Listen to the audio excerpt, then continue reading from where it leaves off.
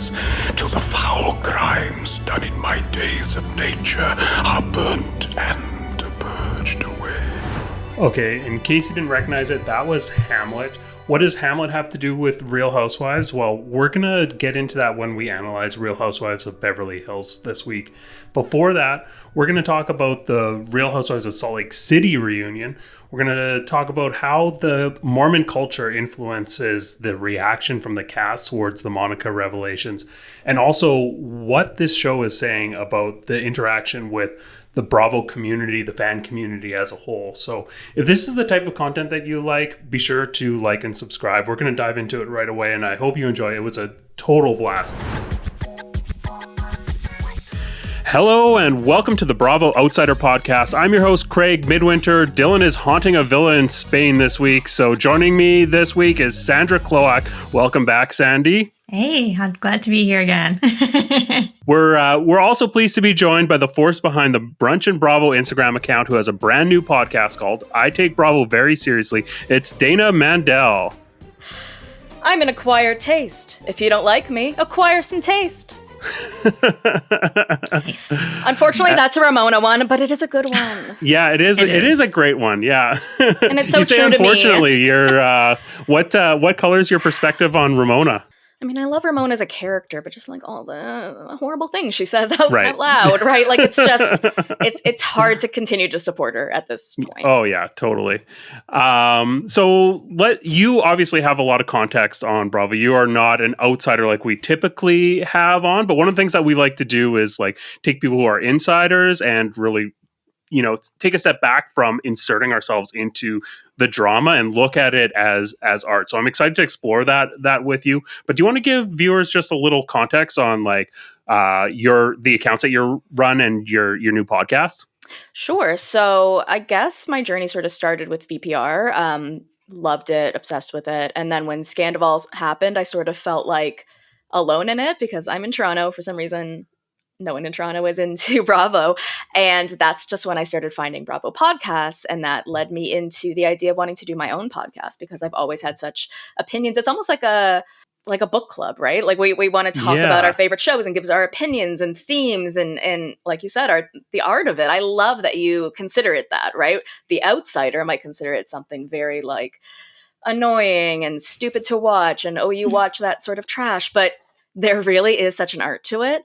And totally. There's such a line that's so true about this kind of thing. Like, it's so bad, it's good, right? Yeah. And so I started running Brunch and Bravo. Mostly, it's memes, it's celebrity news, reality TV news, and like little clips of shows and things like that. But mostly, I got it started to build a following for the podcast. So my goal long term is to do this podcast as a job, and I'm really excited about it. I talk all things Bravo, all things reality TV, recapping shows, and there's a lot of them on right now, so that's what I'm doing. So you can, I've got Brunch and Bravo, and I've also got the Instagram account. I Take Bravo Very Seriously, where I'm just updating you guys on the show. Yeah, it's interesting that you mentioned how, you don't encounter a lot of people that follow Bravo in real life, or I don't know if it's that there's not many people out there, or it's just not something that people tend to like bring up in conversation. But when you do like make that connection with people, you feel like a certain like kinship with them as soon as it comes up. And that is one of the things that I really love about the Bravo community. Like as soon as you like get that bond and you've got this shared kind of fandom that is like, it almost feels like a bit of a dirty secret because of those opinions that you talk about that people have towards reality TV. It's so and true. It's like, I don't want to bring this up because I know how people like view that. But yeah, once you make that connection, I find that, you really do have like a strong connection with people.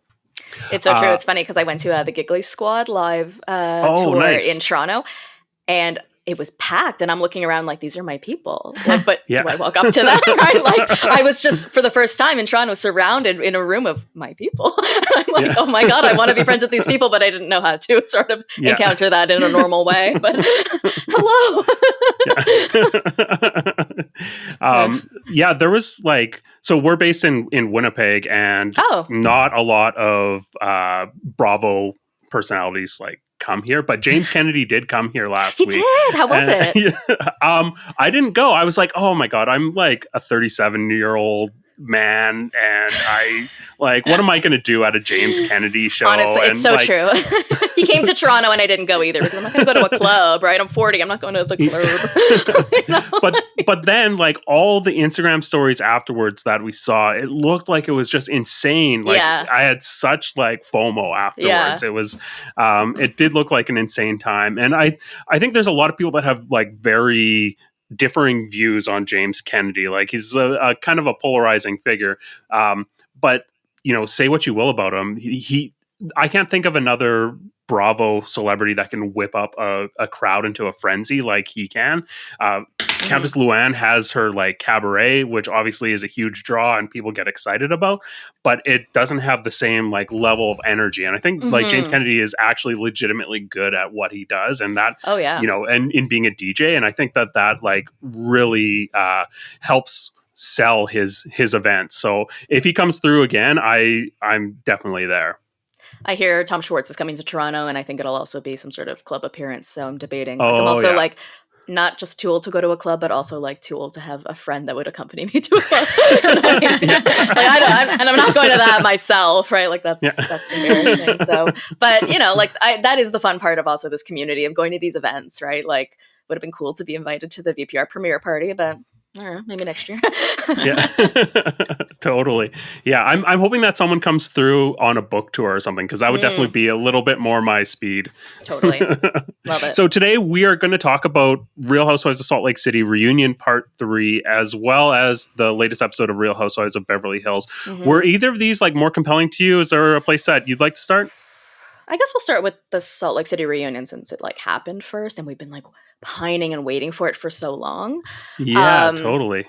I guess if I were to give it sort of one word, I'd probably say disappointing, because we were just sort of waiting for it. We like had to like wade through those first 2 reunion episodes to like get to the meat of it and be like, okay, Monica, say what you have to say. And it just didn't change our view, and it didn't really give us more information. And then the black eye also didn't give us any more information. So I sort of left feeling like, that was such did I get any actual information tonight? You know what I'm saying? Yeah, I feel like it would be really hard to top the finale, right? Anything that followed that is going to be a letdown, because that is like one of the best moments that I've seen on reality TV. But there were some things that I liked about it. I guess the big news off screen is that Monica will not be returning for the next season, and a lot of the rumors and the nastiness surrounding that is that all the women have stated that they will not film with her when if she were to return, and so that's kind of what motivated it. And I'm like pretty disappointed in that. I expected better of some of these housewives. Like I think like one thing that we've talked about on these shows is like the housewife IQ, the ability to know what is good television and how to play like the housewife game. And I feel like maybe overall Salt Lake City does not have the best like housewife IQ. There's not the most skilled at the housewife game, but there are some people that I feel like Whitney, for example. I think she's very good at playing that game, and I would have expected better of her. I would have expected her to see the opportunity to like bring Monica back and really like stir up chaos. I have to give them credit though. Like Monica really went out in a flaming ball of glory. Like I don't know that you can come back from that and without suspending way too much disbelief on this is good for the show, actually have her around that group and believe that this is in any way real. Like she really went all in and all out, and it was a bit of a one-of-a-kind situation. And I can't really imagine her coming back with authenticity. I don't know. That's what it is. It's the authenticity, right? And Heather said it best. This show is about a group of friends at its core. Whether or not they spend time together off screen is one thing, but she's just so removed from the friend group at this point. And Andy has sort of talked about this in the past, like about Brandy, for example, where she had alienated herself to such a point that it just sort of wasn't possible to bring her back in way back when. And the same situation has happened here. I mean, there's been so many theories and speculation as to like what she could have said to maybe have swayed the women's minds, but I really just don't think that was possible. And the only way I think this could have continued is if somehow, like how she said that Gossip Girl wouldn't be Gossip Girl forever, but Gossip Girl went on for 8 seasons. So if somehow she was able to keep this under wraps to like season 7 or season 8 and it's reality Von Teese, then great, right? But because the boom happens, it's over. What the show is about is these women talking to each other about their lives, trusting each other. And that's what I wanted to sort of mention in terms of like the artistic analysis. There's trust here. There's the core theme of trust. And if there is no trust, there's no show. Or there is a show, but there's no you on that show. Do you know what I mean? Right. Like yeah. if you can't come over to my house and I can't tell you what's going on between me and my husband because you're going to post about it online, or I'm afraid you're going to, or I'm afraid you're going to watch me on my security cameras. I mean, like how can she come back? Right. I mean, it's not that she wasn't good TV and it's not that she wasn't good for the season. I'm not saying any of that, but it's just not organic or feasible. Yeah. I think that like there was a way. I feel like she could have performed better at this reunion for sure. Mm-hmm. Like she did not set herself up for a comeback. But they also weren't like buying what she was selling at all. Like I think that it's with Monica, I think one of the things that makes her really interesting is that now it's hard to parse what is true and what is like a lie. Exactly. But I do think that there is truth in her saying, like, this account was about exposing Jen. And I feel like there is truth in that, you know, the things that she was posting, like what Heather was most worked up about was reposting things that Jen had said that were awful about Heather.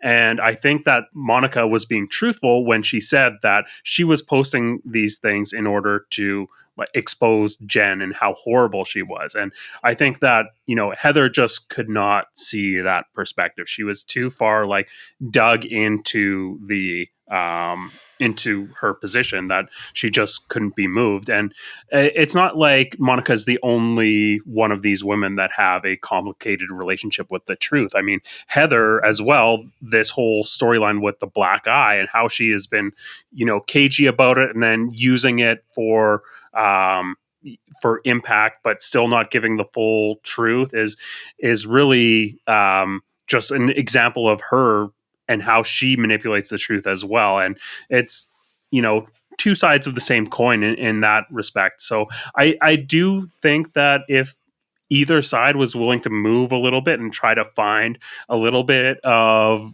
resolution, that there was room for her to grow. But yeah, I think you're bang on that in its current form, like what actually happened, there's no way that she could come back from this. Yeah. Even though now they're using the word pause, apparently they're not allowed to use the word fired anymore. But the other thing about that is like she's definitely not coming back for next season because they've started filming, or they're going to be starting filming on February the 5th. But she didn't have enough of I don't want to say enough of an impact, but we only knew her for a season. So for us to remember her for season 6 or 7, like, so when they talk about that, like, oh, would she come back? Would we want her? I think we'll have forgotten about her by then, unless she goes on the Traitors or like does something House of Villains or something else, right? Unless she's doing something else in this realm, we'll forget about her. Unlike Jen Shaw, who refuses to allow us to forget about her because she's tweeting from prison. But unless Monica like finds a way to keep herself relevant for the next year in this space, I don't see how she has any future because she just didn't have that longevity. Or it's like when we bring back people from past seasons, it's because they have a history, right? Like I can't imagine her coming back and there's no history there. You were a one and done, unfortunately. Which is sad. And she's really fascinating. Like I thought what I liked about the reunion was just like seeing Monica so laid bare. Like I do believe that she does really want to be a part of this group. And you can kind of see that rawness in certain moments. Like even in the middle of this chaos of who said what, there was a moment where it was about Angie being in the mafia or whatever. And she turned to Meredith with this like hurt look on her face, like, Meredith. And she's like, what? And she's like, we had a conversation, like as if in the midst of all of this, like there was something sacred about this off-camera conversation. And it was just sad. And like, she's just such a hurt person, right? Like we know this from however she's been raised and the way she dealt with that account. Because on the note of Heather being upset, I don't blame Heather for being upset about someone resharing over and over horrible insults. Sure, you could say it's to show how bad Jen was, but Monica lacks some self-awareness there on how that's affecting people. So it can go both ways, but she's kind of just acting, but she really wants the connection with these women. And you could see how hard she actually really wants to be on the show genuinely. At least that's how I took it. And I find that pretty fascinating. And I'm interested in both of your perspectives. We've talked about Monica as a villain and how effective she's been. Does that true, like, raw, like, genuine desire to be like seen as a friend and in the group, does that make her a better villain, a worse villain, just a real person? Excuse me. Yeah, I mean, I think that we've talked about just how on reality TV we get characters with a level of complexity that we don't see in a lot of other forms of art. And I think Monica is like a fantastic example of that because, like, yeah, obviously we can identify her as being a villain this season. But I think, like, just looking at everything that we've seen from her, she's also a very, very sympathetic person. Like, we can see how her childhood trauma, it like manifests in so many different ways over the course of this season that I think, like, even without that big reveal at the end of Salt Lake City, it still would have been such a compelling and great first season for a housewife because there's so much like nuance to how she reflects her relationship with her mother towards all the other women on the cast, and how, like, people like Lisa Barlow, they take on one form of this maternal role that she is able to, like, that's why they've got this conflict. But in other cases, like with Heather, there was a more nurturing nature to it. And so I found that like dynamic was really made her a sympathetic character. And one of the like motivations that I think was at her core is like finding acceptance, because she's got all these issues relating to abandonment. And that's why I am so disappointed that she's not coming back for a second season, because I think, like, being cast off from this group and feeling like abandoned by them for something that she doesn't perceive as being this great sin, I think it would be really compelling to see her trying to win back this group and see her grow from it and learn from it. And I think that just would be an amazing arc to watch. I didn't think about that. You're not wrong. You're not wrong. I don't hate it. It's just, and I actually have a very similar relationship with my mom. I don't think she listens to podcasts, so I don't think I have to worry about it. But, I really resonated with that. And people online were saying, or even within the cast were saying a lot about her, well, then why bring her to this event? Or why invite her to your house for Christmas? Or why have her around your kids? It's so complicated. Like, when you have this tumultuous relationship with a parent, it's not this simple matter of you're cut out of my life every day, always. It's a very back and forth. Like, I didn't speak to my parents from Father's Day until maybe November. And then there was a good chunk of time where I was really speaking to them. So it's, it's not that simple matter. And yeah, they've done things to me in the past that are horrible. And if I were to tell a friend that, they'd be like, how do you ever speak to them again? Right. But it's just not that simple. And so I feel like, again, what makes this such art is another way it makes this such art is that there's ways that the audience can connect to these characters personally based on what they're going through as well. So she was definitely giving that as well. But I just want to mention something that sort of ties in here where, Sandy, you mentioned, like, she's a very hurt person. She's like this broken person based on like what she's been through growing up.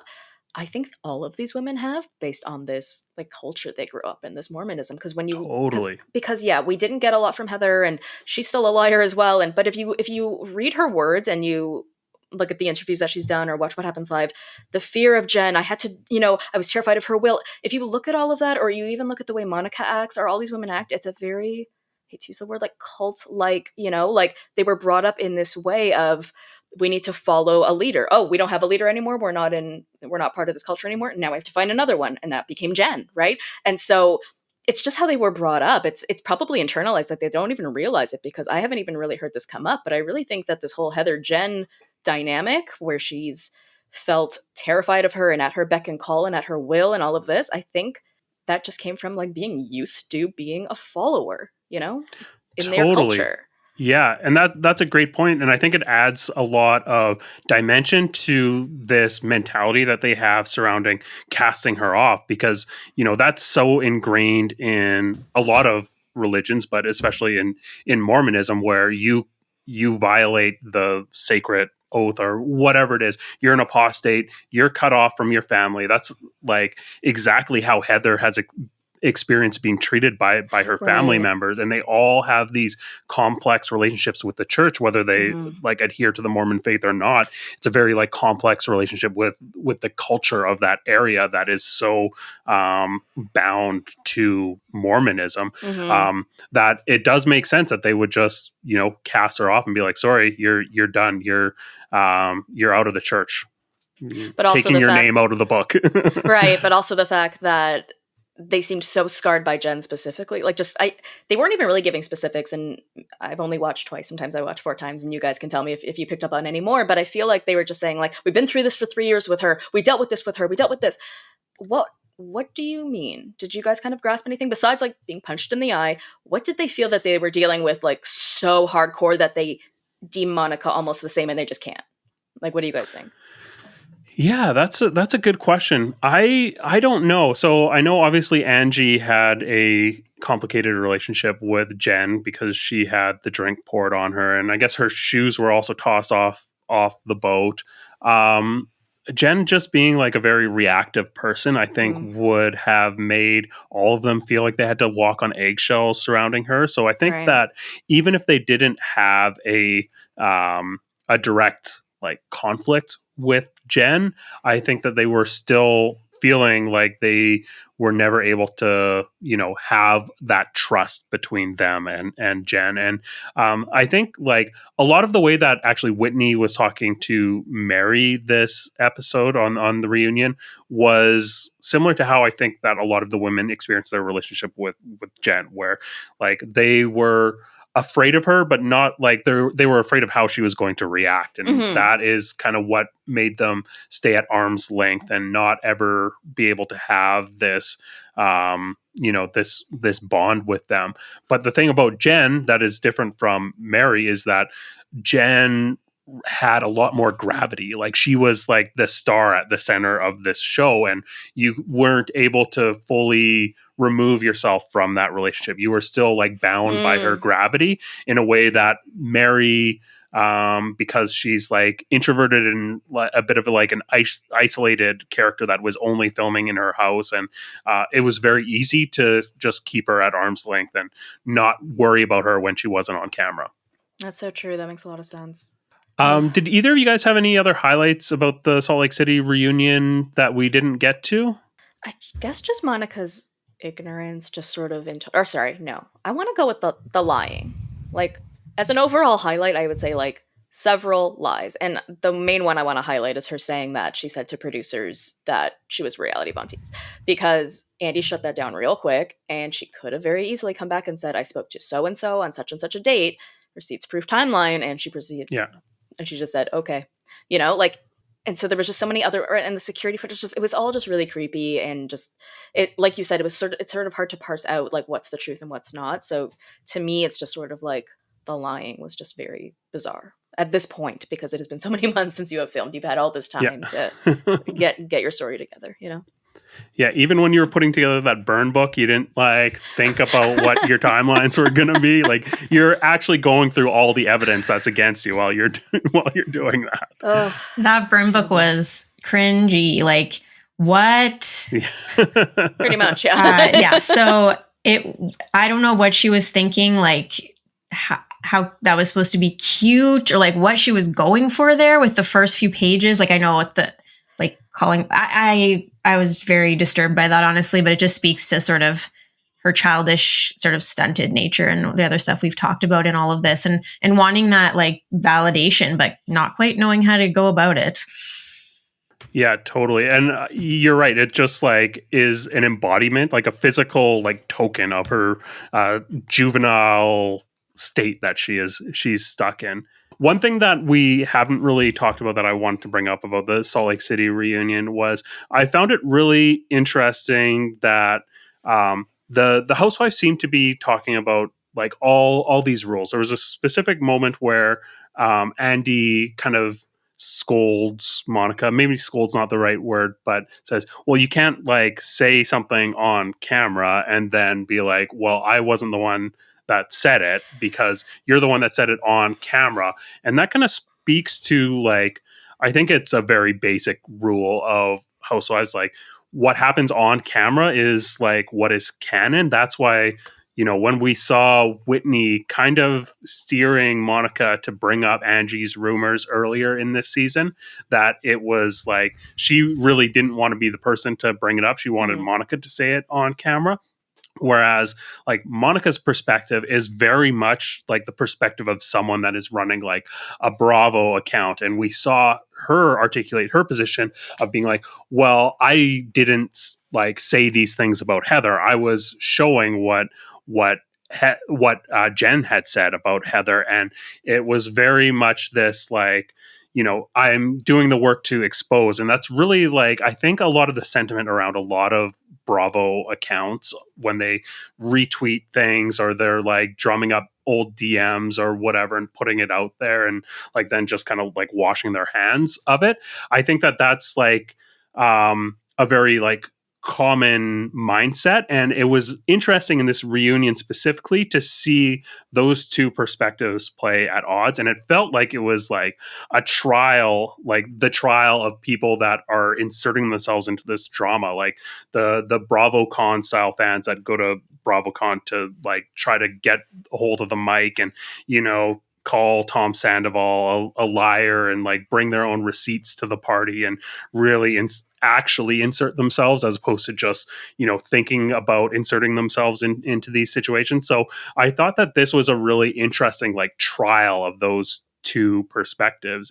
It is. And it also, I don't know about you guys, but created in what I've seen in the Bravo community of us asking each other, like, are we trolls? Like, because you start asking yourself, wait a minute, like, what makes a troll or what makes this? Because people online are talking about, like, is it what she did really that big a deal? And then people are having those conversations. Well, if I had a friend in my friend group who wasn't talking shit about me, but was talking shit about my other friend who deserved it, how would I feel about that?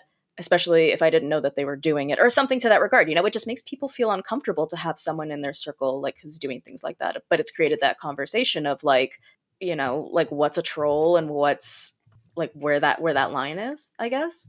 And some people have even talked about just the anonymity online, right? But a lot of us do that for our jobs, like a lot of us have like actual real jobs outside of this. So a lot of people are anonymous for that. But what makes a troll? Like, is it just saying like, Whitney looks stupid today, and am I making Whitney cry at home? Like maybe. Yeah, I think that it's like a conversation that needs to happen, and it's great that this is generating that conversation because it definitely is not something that has happened in the past. And to get like Andy, who is really this figurehead in the community, to be like, I always tell people that the social media is the hardest part. It kind of it definitely like put out it made clear the impact of all these social media accounts and like the way that the fandom operates. But it does feel like it is something that is very specific to the Bravo community, but it's also vice versa. Like they are just as obsessed with us as we are with them. They very much care about what we think, and that's obvious, right? Like they all knew what Reality Von Tease was, a 5,000 follower account, right? Like they're all the people in the Bravo community, if not watch our stories, follow us, communicate with us. And it's just not something you see in the real celebrity world. Like, Leonardo DiCaprio is not going to like comment on my photo, but Craig Conover might, right? It's fascinating. Yeah. It's I just find this whole community so fascinating, and it being its own separate sect of celebrity. Unless you guys have any other final thoughts, I want to move into Real Housewives of Beverly Hills. So one thing that we like to do is a segment called Housewives in a Hurry, where you've got 20 seconds to identify the things that stand out in this episode. So don't worry about trying to recap things chronologically. Just try to get through the core things that stand out to you. And I'm going to start your timer right now. All right, ladies go to Spain. They all bring glam. That's the first for Garcelle. Sutton brings a man in a box. The house that they're staying in is haunted, and Crystal might be a liar. Great. Did I do that in 6 seconds? There we go. Okay. I thought I did. Yeah, excellent recap. I found that there were some like really interesting motifs in this, but I'm curious what you guys thought. If you had anything that stood out in terms of how this story was told. I kind of felt like this episode was one of those where nothing really happens until more so the second half. And I think it really centered mostly and focused on the Annemarie and Crystal of it all. And I don't know about you guys, and I find this kind of interesting, or it's the first thing that came to my mind when, Crystal sort of being called out by Annemarie. Lucy Apple Juicy sort of came to mind here because Oh, okay, yeah. Crystal's being called out and no one seems shocked that Crystal may have said these things. Do you know what I'm saying? And that was the same thing in the Lucy Apple Juicy situation where the idea that Lisa might have gone to the press, everyone just sort of felt like, yeah, that's probably what happened. So I just found that sort of interesting and an interesting theme as well, because it's also like, not only did they think she said that, yeah, that sounds like something Crystal would say, they didn't seem to care. They all seemed to go to bed fine and it didn't seem to bother them that much. They almost wanted her to be like, shut the fuck up. Like, we're moving on, so that was interesting to me. Yeah, I also keyed in on this. I feel like I like that there was a lot of different like perspectives on this in like both like in terms of the spectrum of whether this is something she actually said or not, or kind of perpendicular to that, whether that's something she actually believes or not. And one of the things that I identified as kind of the core like theme and motif of this episode was this idea of like unfinished business. And I loved that we used like ghosts as a mechanism in here, because I think that ghost stories are always about like unfinished business. And when I was thinking about this, it kind of brought to mind one of the most famous ghosts, King Hamlet, which is a ghost that is like an actual like manifestation of lingering pain. Like it's kind of like this symbol of this pain that is experienced by Hamlet and unrest under the surface, which is something that we've kind of like built up to this season so far on Beverly Hills. Like we saw like some resolution with them, being fine at this wine tasting event that they had. And we got some resolution between Sutton and Annemarie before all of a sudden all of that like rears its ugly head again at this dinner. And I feel like with Crystal as well, she's got this history of conflict with all the women, and a lot of that comes back to this idea that Crystal thinks she's better than everyone. And there was all these perspectives on whether or not that's true, which is like similar to the perspectives that you see within Hamlet, where,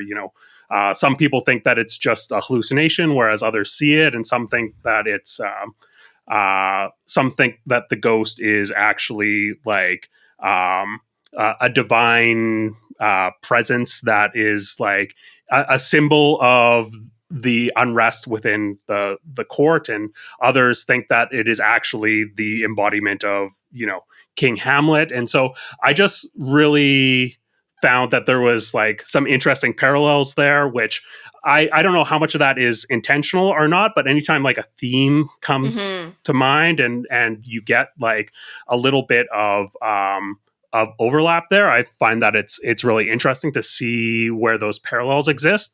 And like, I mean, Crystal's husband, Rob Minkoff, directed Lion King, which is famously an adaptation of Hamlet. So, there's that connection there too. Totally. And we also see like the theme of resentment here, right? Like you just feel it in the bones of these women just at different times. And like you see Dorit sort of talking about Crystal's marriage, calling her a child bride. And while she was doing that, we were working. And at that point, she hasn't even said, at this point, Crystal has said, I have not said that. And in a conversation, I believe that happens after Dorit's confessional, or in the way that we see it, she says to, I forget who she's talking to, I think Erika, she says, no, I don't think Crystal said that. So if you don't think Crystal said that, but then you seem very resentful of the fact that she got married young, and especially at a time when you have openly admitted you're having relationship issues, right? So you definitely see that resentment there. You see it between Annemarie and Crystal. I feel like I'm starting to feel it between Dorit and Kyle, because like there's these underhanded comments about like the kind of clothes that Kyle has brought, and then she makes that comment to the camera like, oh, is she wearing these clothes to like try to land a new husband? Like when Kyle sees that, which I'm sure she has now, I think they're done, right? So I feel like there's just a lot of, I think that's why we have an explosion, right? Because there's just like a lot of pent up tension and resentment that I feel here. Yeah, totally. So let's get into our highlights from this episode. Dana, what were your highlights here? For me, Erika being disappointed in the women's reaction to her win. So from what I understand, the earrings were taken from her, and they were $750,000 each, I think. I think they may have been 1.2. I don't know. The number keeps changing. They get taken from her as part of what's going on with Tom, and then she appeals it. That's confusing to me in general, like why you even went through that process anyways. But okay, she appeals it, and then the court says, we can't prove that the money used to buy these earrings were bought with that client money, so we're going to put this in a different court. And she considers that a win. I sort of side with Garcelle because she sort of makes the point right after I thought it. And she says like, well, why do we even want the earrings, and why didn't you just give them up to begin with, right? So, you know, the women aren't and she's thinking about it in her mind a different way than they're thinking about it, right? So like the highlight to me is that she's thinking like, okay, you guys were so passionate about like what was going on with me last year, but then I have this win and you guys don't care. No, it's not that they don't care, and I think that they have been very they have stuck by you through like a lot of shitty things that you have said, just being like, I don't care about victims basically. But you didn't buy the earrings yourself. Sorry, to the best of my recollection. So why do you even want earrings that Tom had bought you anyway, right? And even if they weren't bought with those gains, don't you just want to help victims in general? Like, no one's going to blame you if no one's going to take that as an admission of guilt, if you gave up those earrings. And the fact that you're continuing to go through appeals through courts to get a pair of earrings back seems very trivial to me in the very grand scheme of what she's been through, and it actually makes you seem more vapid and shallow. Like, I was really loving her this season until I saw that. I'm like, give it up. The fact that you're not giving it up means that you maybe haven't changed. I don't know. That's my highlight. Yeah. I feel like Erika wants vindication, right? That's like the whole thing that she wants. And she wants to, be vindicated. And she sees this as like some sort of official recognition that she is like not responsible. And so she is expecting there to be like a parade held, being like, oh, you're right. I guess like you didn't know. But, when she doesn't get that, she's really disappointed. Like, you can see that she can't wait to give this news. She does it first thing in the morning when everyone gets up and everyone's talking about something else, and she changes the subject, and no one cares. And you're right, she's thinking about this in a completely different way than anyone else is. Right. And that's just because she just has a different viewpoint. But that's just who she is. I mean, look at the very first episode where she's like, empathy. How do you get that? Like, wow. Yeah, totally. If we're starting there, I don't know how we're ever going to get to the even place. That is just, I don't know. Yeah, and it's interesting because I thought that earlier in this episode that we saw some like real growth from her, because when we got that scene in the Sprinter van where they're playing Sutton's game, like Who Knows Me the Best, and Erika actually wins. She like knows the name of her cats or her son, like what the third car is. Wait a minute, it's though. like, oh, when did Sutton get a third kid? Like, when did that happen? Was it just me? Yeah. That's an unknown child, right? Okay. Yeah, just wanted to make sure that wasn't just me. Know. I'm like, your middle child? Do you know how many of these housewives have secret children that we don't know about? Lala has a brother that no one knows about, and she won't name him. It's just bizarre. To me. Yeah. Meredith has 3 kids. Yeah, but how is it that Erika knew what like Sutton's third car was, but didn't realize that Tom was embezzling all this money? I don't know. That's suspect to me. It's funny because I've never obviously been in a situation like that, but there's just so many of these that you see now, right? Like, or people even say the same to Lala, right? Like, how did you not see it? And maybe just women have their blinders on when they see a situation that seems good at the outset. And I mean, I've definitely been in situations where you kind of ignore the bad and you keep remembering the good, or you keep trying to think about the good because you will hope it goes back to that. I mean, there's always a good stage in a relationship. There's got to be something that got you married, right? So maybe they're just like really trying to focus on that and really put blinders to everything else. But it's but it seems much more common than we think. Like I'm hearing this a lot. Like women just constantly saying, like, I didn't realize what I was in until I was out of it. Yeah, totally. Did you have any other highlights from Beverly Hills? What are little people? Like I specifically, don't know. That's a are they also good question. ghosts? Are they just smaller ghosts? Child ghosts? Village of the Damned? Like what are the little people? I don't know. They definitely like were threatening seeming from the perspective that we got. So yeah, I love that they did set this in like a haunted house. I don't think we've ever had something like that before, and like so many people are afraid of things like that. So it was a fun. It was fun, but it's not. I feel bad for the women a little bit. Usually they get these nice fancy vacations like Mexico and this and that, and they got like a haunted house. But yeah. Cool for the viewer for sure. Sandy, what were your highlights?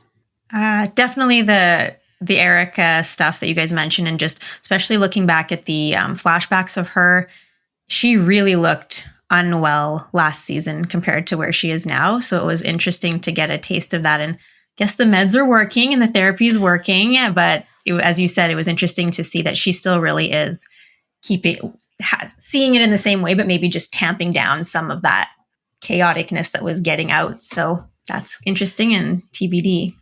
You know, with that being said, therapy is a process, right? So I don't know how long she's been in it, but, you know, we're all working on ourselves always. For sure. Nobody's ever perfect. So good for her for doing the work. I'll give her that for sure. You're not going to just become changed or whatever. Like, it's exactly. She went through a traumatic thing. I mean, that was not, no one would want to deal with that. So I can hardly imagine. And I think the earrings mean something to her a little more than just a pair of earrings. So we have to accept that they mean a lot to her. They're symbolic. Oh, you know what? Maybe they are, right? Like that didn't even occur to me. Maybe there is something symbolic about them or something sentimental about them. Or maybe that was like a really important day between her and Tom, a really, really good day. And that's the one memory she wants to cherish. I mean, it could be anything. I'm curious to know what it is. Yeah, I could. Or maybe they're just like a symbol of her responsibility that she wants to make sure that she like keeps, like the fact that she, you know, whether she's culpable in this or not, and like whether she could have done anything or not. Like she wants to, like she's lost everything and she's just trying to grasp back like some piece of like her autonomy that she feels like she has lost, and this person that she used to be. So I think that like even if they weren't necessarily significant prior to this, they have definitely like become a symbol for her and one that she is really desperate to keep. Totally. Exactly. Otherwise, I noted when they had the little tag saying like the ladies Airbnb, I was like, oh, they're just like doing a casual Airbnb situation. How low key of them. But when we were introduced to the Airbnb host who let them know their dinner would be served soon, I got the impression it was a little bit more of a upgrade than the things I've experienced at Airbnb. So anyways, all good. I also loved the ghosts and the beautiful old home, or kind of weird modern / old, like kind of discombobulating as far as, because it was, I'm in like a Tudor England period these days and thinking a lot about old homes. And so I was like, this feels weird. I don't know, maybe the little people are confused too when they see the half modern decor, but I would have asked more about what they were if I were there. Like, tell me exactly what little people are, please. Yeah, like yeah. I thought that this location was interesting in how it was presented too. I feel like in a lot of cases when we see the places that they're staying on these trips, we get a bit more of a mental mapping of it when it's shown. But here it was, like you said, it was very disconnected and like hard to place. It felt almost like a labyrinth and trying to get a sense of the space. And I think that was intentionally adding to the sort of confusion and spookiness of this atmosphere. Totally. And even the women couldn't find their own rooms. Yeah, exactly. Sandy, did you have any other highlights? Oh yeah, just a small mention that Garcelle called out Sutton's hat as terrible and then asked who made it. And I was wondering if that is good or bad for the designer of this hat. I mean, any mention is like good press, right? She Like, kind of any press is mumbled good the press. answer. Yeah. That's so Yeah, I guess funny. we'll see how it looks when she wears it. Oh, I guess we do get the beginning of that day. Was she wearing it at the beginning of the day? Mhm. Yeah. Oh, okay. Yeah. It was unremarkable to me, the hat when she was wearing it. It had holes in it, sort of. I don't know. I don't Yeah. have strong opinions on hats. And then I want to also give a shout out to the Ashes storyline because I love that. It fit with the sort of eeriness of the vibe of this episode, and was also kind of comic relief at the same time with the Ziploc angle. So I enjoyed that, and always And enjoy that's Sutton. so Sutton. Yeah, that's so Yeah. Sutton to bring a man in a Ziploc bag. That, of course, right? Of course. Yeah, totally. Yeah, that was great. I also I found that Avi, Mhm. he's just so been like a really interesting side character. This dynamic that him and Sutton have is really interesting. And we got some moments earlier this season where she wasn't exactly treating him the best, but they seem to have this very like kind of like catty relationship back and forth, Yeah. and they seem to like thrive in that dynamic. Mhm. So I like that, and I like that we got him like holding up the Ziploc bag, wearing gloves like it was CSI, and yeah, really Yes. funny storyline. It I was would watch really a spin-off. yeah. Yes, I was gonna say I Right? would watch a spinoff with Sutton and her friends because she's just so lovely, and yeah, it was, the Ashes were set up so well where like you didn't know if this guy was alive or what how is she bringing him? Is it his son? Yeah. So it was really cute. And also, how cool is Sutton? She was a dancer. Like, what a cool I didn't life. know that. She's Yeah. like Yeah. legit awesome. Like, she's just the best. Just love her. I wonder Yeah. if we actually missed out. This was my first thought when I was watching that. Like, did we miss out on so much of Sutton's like backstory because she started as a friend of? You know, because we don't get a lot of your backstory when you're a friend of. You just come in Yeah, and out. We don't true. get a lot of your family, and so then she becomes a full-time cast member, and it's kind of too late to start like asking her questions about her past, right? So yeah, I was just sort of like, I didn't know she was a dancer. I didn't know she did this. Or yeah, we're learning. You have a third child. Didn't know that. Right? Learning a lot about you this season. Yeah, I think one thing that this revelation that she was a dancer really what was interesting to me about it was the fact that we already know that like Sutton has come from like the South, and she has this like she comes from a place where there's this like strong social code, and to learn that she was like a dancer in New York, that is kind of like defying that a little bit, but that's a separate that's a separate social structure that has its own very like rigid code. And to see this personality that Sutton has, where she, you know, is like instinctually trying to like break out of those social codes and be like a little bit of a rebel, but she still has like insecurities that are defined by it. Like we hear her talk about how this Mercer guy was one of the people that appreciated that she was like quirky and never called her weird. And we can see through how she conducts herself in like the dating scene that she's insecure about seeming like she's weird. And she's got this, like, she does to a degree embrace her like quirkiness, but it's also like a little bit of a insecure relationship that she's got with it. So yeah, a lovely piece of color to Sutton's character, I think. And like, how can you not? I mean, personally, and I've sort of been through the same situation as her, when you're going on a date one after date one after date one, you're like, is it my personality? Right? So when you have someone in your life who just like loves you for who you are, like, wow, that's such a blessing when you feel like such an outcast, you know, or and to even just call her quirky, other people call her quirky, like pretty often, I think, on the cast, right? Like, so I don't think it's unbeknownst to her that people think she's a little off color, a little off, right? So, you know, for her to find someone who, but at the same time, and I don't want to go there, you guys, but I might just go there a smidge. Like, maybe I just watched too many documentaries, but the way she described their relationship to me just seemed nice, but like odd. This is an adult man who, you know, is inviting this young dancer over to his home and cooking for her, and she has his ashes. Like, that just seems like a bit. And you know, in that, you know, you talk about, you know, the New York dance scene having its own social structure. Well, there's also social structures in like sports, right? Like, you watch documentaries about like cheer and the Dr. Larry Nassar stuff in gymnastics, right? There's that relationship between I guess like the mentor, the mentee, or the trainer, the whatever, and it can sometimes cross a line. And it didn't seem like it. She seemed so passionate about him in such a positive way. It just made me feel a little icky.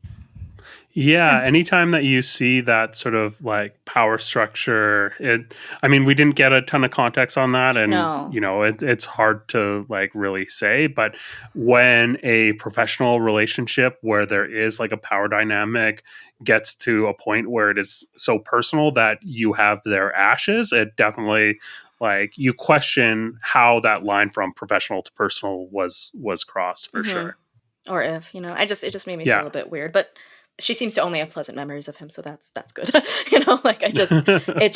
felt like I was walking into a documentary that was about to go south. That started beautifully and then turned into and then she was murdered by him or something to that effect.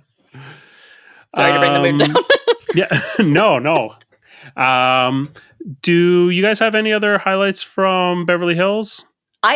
So my highlight is actually the very, very end, because sort of Crystal is at Annemarie's mercy because she's sick and her veins are coming out and her hands are swelling up and she doesn't know what's wrong with her. And the only medical professional in the room is, hello, Annemarie.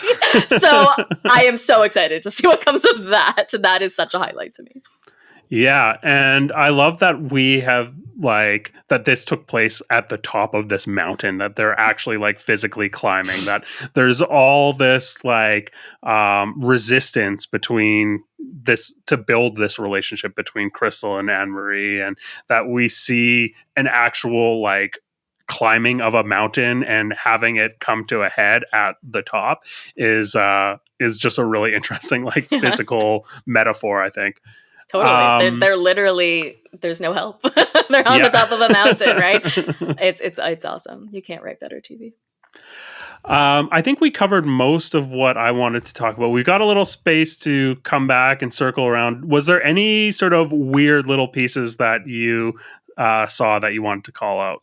I guess I just want to say that Crystal did probably say all of those things. I guess we didn't really touch on the fact that there were those flashbacks of her making similar comments, just being like, oh, these words are too big for you guys. So I definitely think that she said those things. It would be weird. It's sort of funny to watch the women sort of just go from oh, Annemarie's so annoying, to be like, well, she wouldn't make up something like that completely. So, they're sort of siding with somebody they barely know because they know Crystal would say something like that. So Crystal, why are you saying stuff like that? That's don't do that. That's really rude, especially to a complete stranger. Why would even Crystal did not sound at all convincing or convinced when she said, I did not say that. I wouldn't say that. And I've actually taken courses on interviewing and how to tell if people are lying and stuff. And when you ask someone a question and they come back at you with a question, especially if that question is, why would I do that?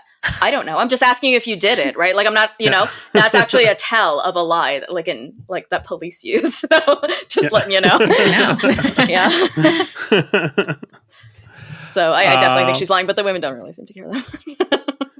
Yeah, this actually reminds me of, I guess, last week's episode of Real Housewives of Miami, where Adriana came clean that she was the one behind at the Anna ambush, and everyone was still mad at Nicole anyways. The fact that there was so many people in the group was well, we don't care that Crystal said that, because of course she said that, because she feels that way, and we've all come to terms with it. Yeah, it's funny what they decide they can come to terms with and what they decide they can't, and that takes us back to Salt Lake, right? Because it's what can you tolerate and what can't you? Because people keep saying, totally. Did we tolerate all these? You tolerated Jen Shaw and all her crimes. It's not really. It's to each their own, I guess. We each have our breaking point, our limits with people, or what we need in people, right? And there's also the level of friendships that you're at. I have a lot higher expectations for my best friend than I do for more of an acquaintance, right? So yeah, totally. Sandy, did you have anything weird that you wanted to call out? I don't think so.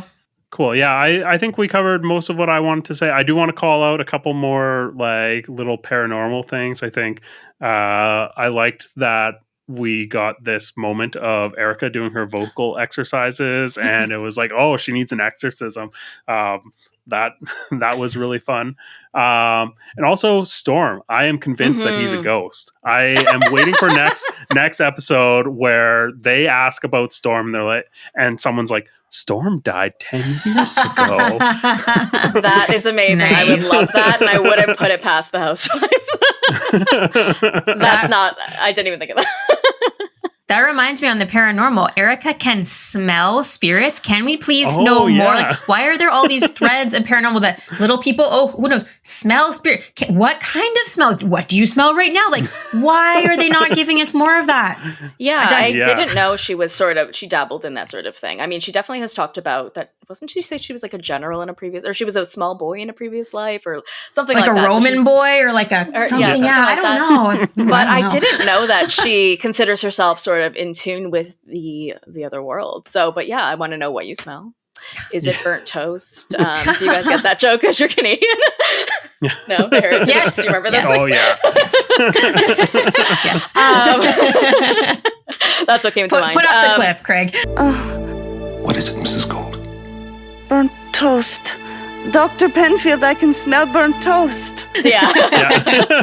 I smell burnt toast. But that's totally bizarre, but I'm so into that. Like, and a lot of the women are too, like, into a little bit of the paranormal. So it's actually funny that, like, Kyle, for example, is so into psychics in all those different forms, but like these women are terrified of this house, right? Yeah. They want to speak to like their dead mother, but not, I guess, dead strangers. Fair enough. Yeah. Fair enough. When you say it is different. Yeah. If Erika was a Roman boy, how come she thought that the 14th century was Jesus times? Oh, yeah. Awkward. And everyone's just dead silent, just being like, Quite. And Garcelle was talking about, like what it's like in Haiti and how like you'll be told all these sort of like ghost stories and somebody dies, but they come back as a ghost and all of these things. And it's just she's talking about like voodoo and all of that. So, and that all of that stuff starts to get brings up in Potomac, and it just gets like really messy over there. But yeah, this was definitely, I love how they sort of integrated each of the women into a little bit of the paranormal activity. Yeah, totally. Before we wrap things up, I want to go through and everyone has a chance to pick their all-stars from this episode. We'll start with you, Dana. Who are your picks? I decided just Sutton because this is sort of her trip. She sort of organized everything. She brought a man in a box. She, organized the rooms. I just sort of like how she led everything, and she was sort of just the center of the conversation and just sort of brought the group together. And she also brought the drama. I think she did her job this episode. Really loved it. 100% Sutton. Yeah, awesome. No notes. How about you, Sandy? I didn't mind Erika in this episode. She had a few little moments, and even her sort of strange expectations at the end was pretty interesting. So I'm going to give her a star. Awesome. So I've got 3 picks right now, and it was hard to narrow them down to just 3. He's like, all of them. But Sutton, for sure, I think that she was excellent. Just always dynamic, and we got more about her character here. Mm-hmm. So I found that was really compelling. Again, also bringing someone's remains on this trip was really good. Mm-hmm. I think that Crystal is one of the standouts for me this season. I think that we're getting just a really compelling picture of her that we haven't got up until this season. So to see her kind of grappling with when and where and how and if she should be standing up for herself in certain situations. And it was a bit of a contrast between the story that we have been seeing with her brother and how, she has maybe asserted herself too much. Whereas, previously in the social situations that she's in on this show, she hasn't done that enough. And she's kind of trying to find a balance here. So I'm just really liking how this is evolving, and she's a standout for me. And, I think like as annoying and awful as Annemarie is, she's like working hard. I think she's probably going to fizzle out and be a one and done housewife, but it is really interesting to have someone in here agitating and really like playing so hard that it is completely unsustainable. This is something I think that we also saw with like Noella when she was on Real Housewives of Orange County. She played the game so hard that it was like not sustainable to like come back for another season. And that kind of is what you'd mentioned about Monica, how she like played herself into, or she found herself in a position where she couldn't come back from. In Monica's case, I don't think it was because she was playing the game so hard, but in Annemarie's case, it definitely is. Like she's an agent of chaos. So I'm appreciating that. Can I give her a little kudos or a little defense just for the record? And I mentioned this on my podcast today as well. So I don't know if you guys remember Rachel Lindsay. She was the first African-American bachelorette. So she is on a podcast called the Morally Corrupt Podcast on the Ringer reality feed. And she's actually good friends with Annemarie. And so she actually said a little bit about it on the podcast. And she's like, she believes that there was more filming with Annemarie's family that was probably cut out because there's been allegations against Annemarie's husband. Marcellus, and just there was other things. And it actually wasn't as focused on the esophagus as much as it seemed to be. And Rachel Lindsay is currently going through a divorce. And apparently Annemarie has just really been there for her and really reaching out to her and been a really, really good friend. So I just want to say that for the record. You know, we see what we see, right? We always do. We see these snippets and these clips. And I'm actually kind of worried this woman is going to lose her job, to be quite frank, with how much people are getting like upset, right? About this stupid thing. So, you know, I worry for her a little bit and for her family and that kind of stuff, because at the end of the day, we have to remember she isn't a character. She is a real person. And so, you know, if she isn't being a good friend to Sutton, but she's being good friends to her real friends, okay. Let's let the esophagus go. You know, like, let's move on, please. Put the esophagus in the sarcophagus. Nice. Awesome. Well, thank you so much for doing this, Dana. This has been an awesome conversation. Do you want to let people know where they can find you? Sure. You guys can find me on Instagram at Brunch and Bravo and at I Take Bravo Very Seriously. You can find me on TikTok at I Take Bravo Very Seriously. And that's the name of my podcast. So you can follow me there as well. And you can listen to those anywhere you get your podcasts. Apple, Amazon, iTunes. Why did I say iTunes? Not iTunes. I don't know. iHeart. And YouTube. So thank you guys so much. I really appreciate being on the show today. Awesome. Thank you so much. Sandra, how about you? I am at Corporeal Curios on Instagram. And I'm Craig Midwinter. You can just find me at Bravo Outsider on Instagram, also on TikTok at Bravo Outsider. We're on X at Bravo_Outsider. Just go to our website. You can find links to everything. Be sure to like and subscribe to us on YouTube. That helps us out a ton. Leave a rating and a review on your podcast platform of choice. That helps us out a ton too. And just tell your friends about us. Until next week, keep on wifing.